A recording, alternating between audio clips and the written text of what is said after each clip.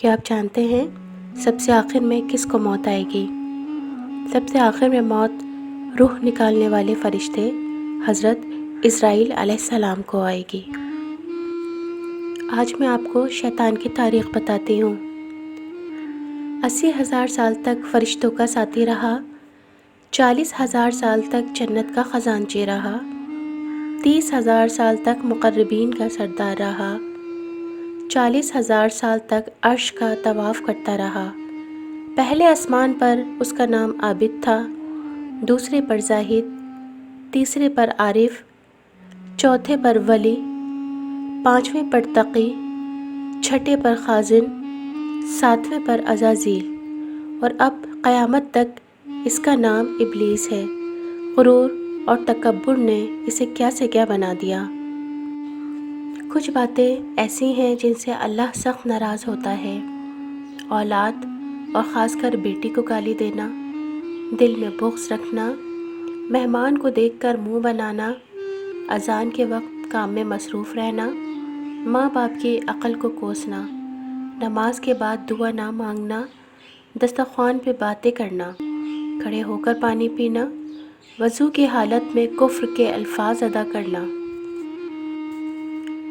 سبھی رشتوں کے لیے دن منائے جاتے ہیں۔ کاش کوئی روٹی ڈے بھی ہوتا، بھوکے لوگ پیٹ بھر کے روٹی تو کھاتے۔ کاش کوئی کپڑا ڈے بھی ہوتا تو ٹھنڈے ٹھٹرتے غریب لوگ بھی کپڑے پہنتے۔ کاش کوئی انسانیت ڈے بھی ہوتا تو لوگوں کو سمجھ آتی کہ انسانیت کیا ہوتی ہے۔ ایسے کون سے 5 اسباب ہیں جو رزق کو کم کرنے کا باعث بنتے ہیں؟ مغرب اور عشاء کے درمیان میں سونا، قبرستان میں ہنسنا، نماز قضا کرنا، سجدہ تلاوت نہ کرنا، اور اندھیرے میں کھانا کھانا۔ حضرت انس رضی اللہ تعالی عنہ سے روایت ہے کہ میں نے سنا کہ رسول اللہ صلی اللہ علیہ وآلہ وسلم فرماتے تھے کہ جس گھر میں کوئی مر جاتا ہے اور گھر والے اس کی طرف سے صدقہ کرتے ہیں تو اس صدقے کے ثواب کو حضرت جبرائیل علیہ السلام نور کے طباق میں رکھ کر اس کی قبر پر لے جاتے ہیں اور کھڑے ہو کر کہتے ہیں، اے قبر والو، یہ تحفہ تمہارے گھر والوں نے تم کو بھیجا ہے، اس کو قبول کرو۔ بس مردہ خوش ہوتا ہے اور اپنے ہمسائے کو خوشخبری سناتا ہے، اور اس کے وہ ہمسائے جن کو کوئی تحفہ نہیں پہنچتا ہے غمگین رہتے ہیں۔ ابن ابی حاتم میں ہے کہ ایک انصاری کے سرہانے ملک الموت کو دیکھ کر رسول اللہ صلی اللہ علیہ وآلہ وسلم نے فرمایا، ملک الموت میرے صحابی کے ساتھ آسانی کیجیے۔ ملک الموت نے جواب دیا کہ اللہ کے نبی صلی اللہ علیہ وآلہ وسلم، تسکین رکھیے اور دل خوش کیجیے، واللہ میں خود با ایمان کے ساتھ نہایت نرمی کرنے والا ہوں۔